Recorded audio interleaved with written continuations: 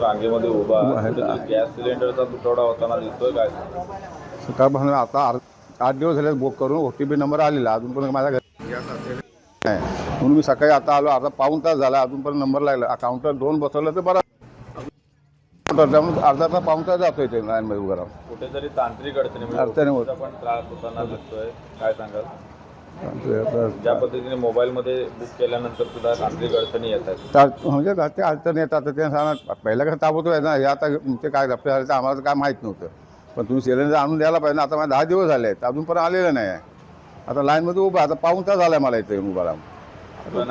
आंबरे कृष्ण आंबरे. कुठेतरी रत्नागिरीमध्ये युद्धजन्य परिस्थितीचा फटका बसताना दिसतो. आखाती देशांमध्ये चालणाऱ्या युद्धांमुळे कुठेतरी रत्नागिरीच्या गॅस सिलेंडरमध्ये तुटवडा जाणवताना दिसतो. सकाळपासून रांगेमध्ये उभे आहात का? 2 दिवस झालं मी बुक केलेलं आहे गॅस सिलेंडर. त्याचा OTP नंबर पण आलेला आहे. गॅस सिलेंडर घरी न आल्यामुळं वाट बघून मी आपल्या इथे सेंटरला आलेला आहे. सकाळपासून इथं उभं आहे रांगेमध्ये.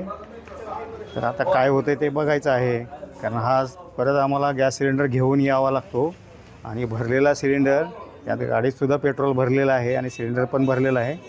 असा घेऊन आम्हाला घरी जावं लागणार आहे. एक तर पेट्रोलची पण अडचण आहे आणि गॅस सिलेंडरची अडचण आहे. ह्या दोन्ही अडचणी एकदाच आम्हाला सोडवावं लागतात. त्याच्यामुळं हे गॅस सिलेंडर घरी नेतानासुद्धा रिस्की आहे. तर याकडे शासनानं लक्ष देणं गरजेचं आहे.